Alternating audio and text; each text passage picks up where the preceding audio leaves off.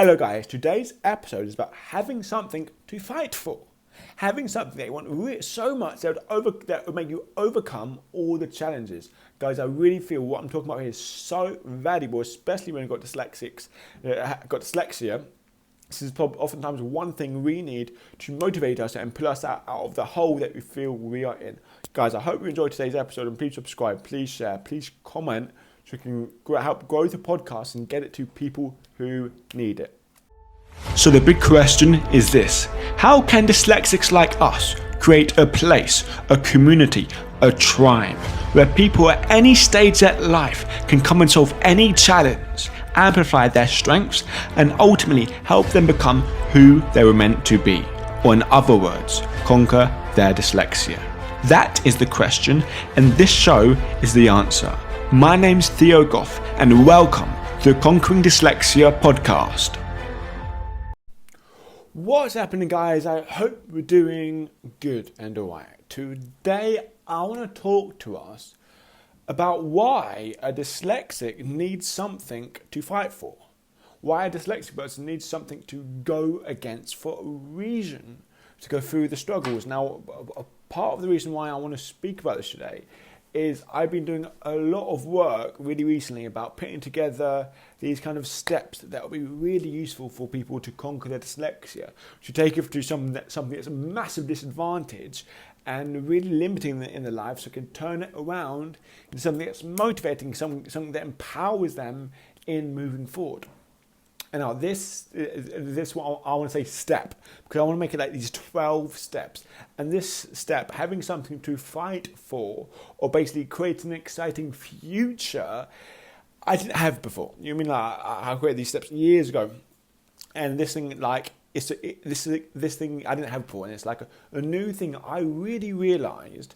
And I realised this amongst the people who have dyslexic and have been successful and have overcame massive challenges in their life. And it was interesting because a little while ago, a couple months ago, I was doing this thing called Conquering Dyslexia Summit.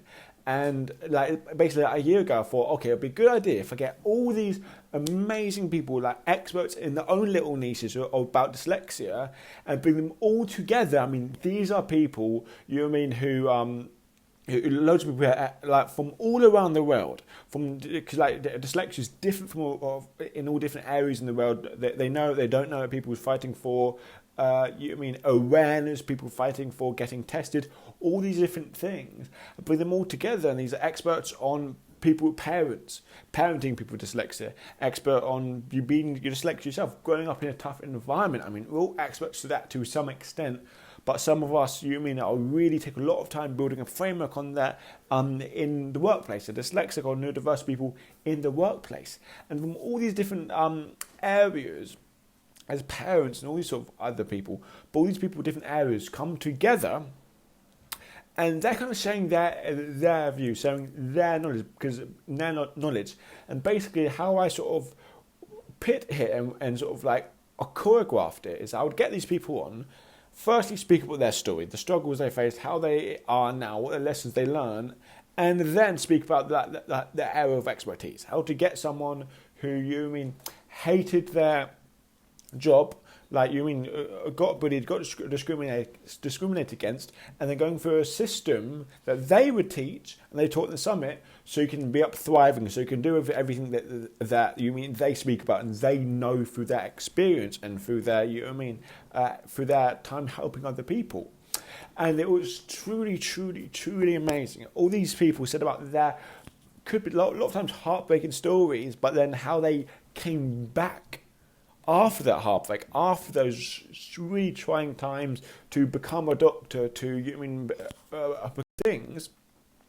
And best, I'm so excited because after that they gave a step-by-step plan of what they did to get there.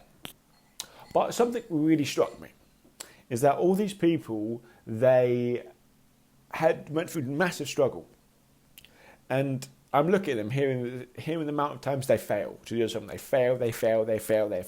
No one believes in them, and having all these things against them. I mean, you know what it's like to really try something, really want to do something, and then there's so many obstacles in your way. and other people get it so much more easier than you, but yet you're struggling all the time. But I always ask these people in the summit the same question. Why did you carry on doing it? Why did you do it? And I got a number of different responses. And one person in particular, this person called Mads, asked this question to, and he was facing so much struggle. You know what I mean? So much struggle. Had such little confidence in himself. Such little confidence, like crippling social anxiety. I think he failed 6 times on some test he wanted to do, and he really wanted to be an artist. And I was like, why did you keep on going? Why did you keep on pushing? Because you're saying every day was hell. Every day you would try and fail. I was like, why do you keep on doing it? And he said something to me, and it kind of like, I had an epiphany then. Because I asked the same question, and I got kind of similar results. But what he said it so clearly, he said, look, I'm facing all these struggles, but I'm doing it because becoming an artist, which was his goal, was more valuable to me than the pain I'm going through. It is worth more. Becoming an artist is worth more than the pain I'm going through right now. The pain, the suffering, the hardship. That's worth more than what I'm going through right now. In order for me to get that thing, I have to go through the struggle I'm going through now, with the tests, with the assignments. I thought, oh my God, that makes so much sense. And like the answer basically was with everyone else was like, they're willing to go through the struggle because they wanted to be somewhere else, because they wanted to do it for their family, for someone else. But basically, it was worth more to do the struggle and get the thing on the other end compared to giving up. In other words, they had a reason to fight.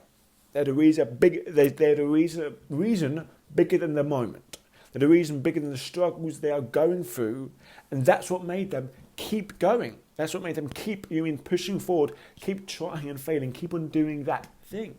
Was it nice? No. Did they have dyslexia? A lot of them probably did at the time. Like, I know I did at my time. But they kept on doing it because they knew why they were doing it was much more powerful than the struggles they were facing when they were doing it. And this is such a big epiphany to me. And I realized that I'm like, oh my God, that's it. In order, there's all these successful dyslexics out there that done like amazing things. People like J.K. Rowling, people who Harry Potter. She failed loads of times.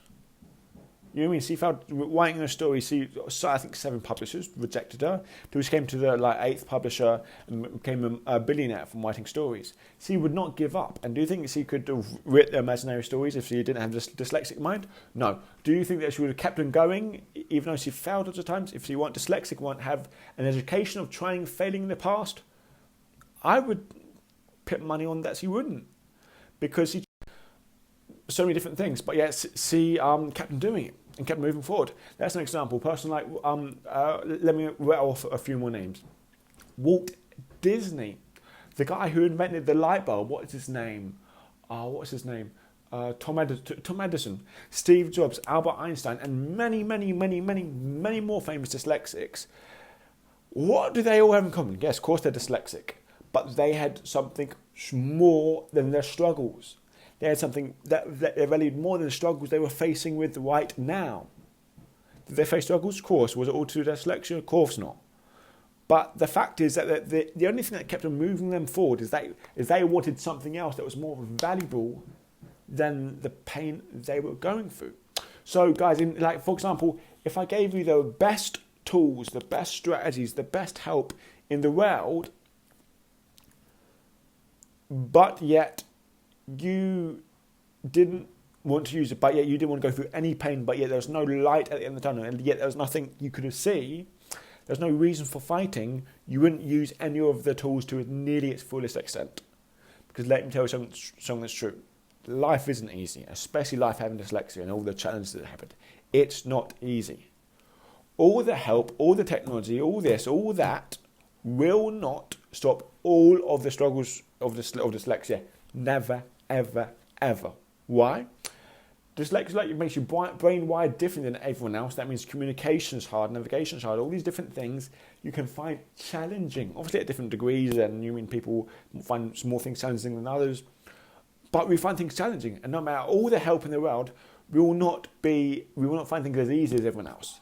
but also there's an upside to this because we find some things a lot easier than others do, and we will always do, no matter of technology, will help other neurotypical people be as good at some things as dyslexics are. And that's great, and that's lovely, and that's a gift. But in order to maximize those strengths, in order to really go at it, to really do good things with it, we have to first find something worth fighting for, find something worth doing it, because we have, like, I remember chatting to this woman at this volunteering, this adult dyslexia group. I used to run with a couple of friends before COVID happened, and there was like this girl, and I can't remember, like quite young, 17, 18, chatting to her, and she absolutely hated dyslexia, absolutely hated it, would not see it as a gift in any way, in any sense, in any form.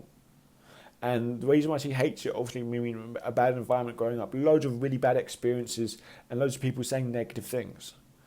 And of course, having that would make you believe that at that time. If you believe that, if you had like those sort of experiences, terrible, tragic experiences with dyslexia, do you think that you could possibly see it as any sort of advantage? Of course not. Of course not. But when you're in that place, what will help you get out of that place is having something worth fighting for. Yourself, other people, your future. Proving to yourself that you will not let stupid thing called dyslexia stop you in your life.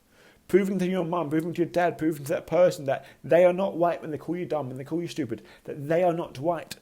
Proving the world wrong, proving everyone else wrong, proving yourself wrong. And do it. And do it, one, because you can. And do it, two, well, honestly, let's be honest. If you're in a really, really tough situation, truth is, this is the truth. You don't know what you are capable of. You don't know. Because let's be honest, you haven't really given a full shot at something. For example, I spent 8 years at dyslexia school, best help and support, improved my English reading and writing millimeters each year. But when I was at sixth form, struggled loads. But then I came to a point where I was like, look, I don't know what my capabilities are. Like, what if I give everything I got in my English? I mean, everything I got in my English. What would happen then?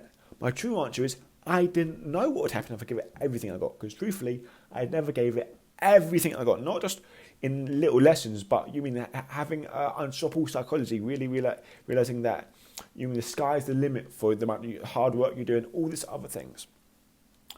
So I'm kind of rambling here at the end, but here's the thing: if you're stuck in a situation where it's so negative and you can't see a way out, find something worth fighting for.